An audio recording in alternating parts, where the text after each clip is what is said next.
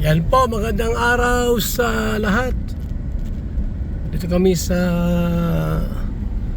Barangay Hall po, mga kalinga, para i-turn over namin na maayos si Rina sa ina.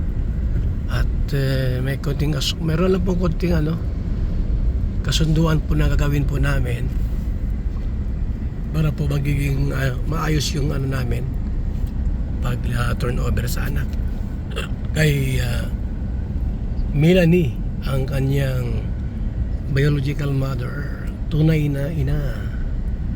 Tayo dito tayo sa Barangay Hall, tayo mga kalingap. Tayo mga kalingap po, dito po mag-uusap sa barangay para maging okay po yung pag-uusap po, mga kalingap. Yan o. So yan po, mga kalingap. Yan yung barangay Magang po. Punta kami rito. At ito namin si Melanie at saka si Roda, mga kalingap. Ano po, on the way na sila. On the way na sila, mga kalingap. Sila Roda at sila Melanie. Nasa loob. Magang.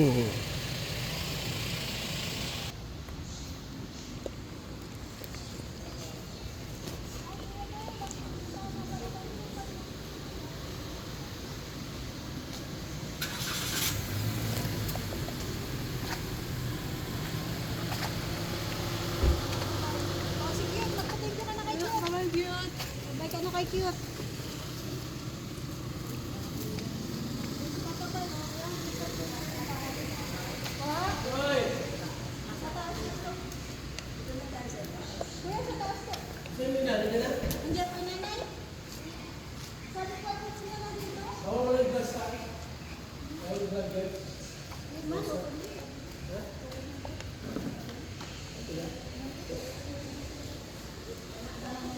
Rina, ano yan? Babalik ka na sa mama mo? Opo. Masaya ka? Masaya po. Yan. Magpakabait ko dun, ha? Opo. Huwag kang pasaway sa mama mo, ha?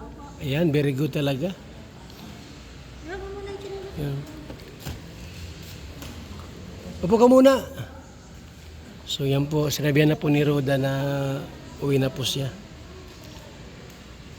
Pag may time kayo, dalaw na kay Roda, para pag namimiss mo siya.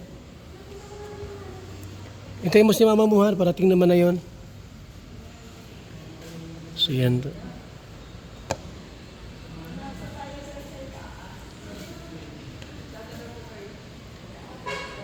Andiyan naman yung meron lang pipirmahan kasi para maging yung pag turnover.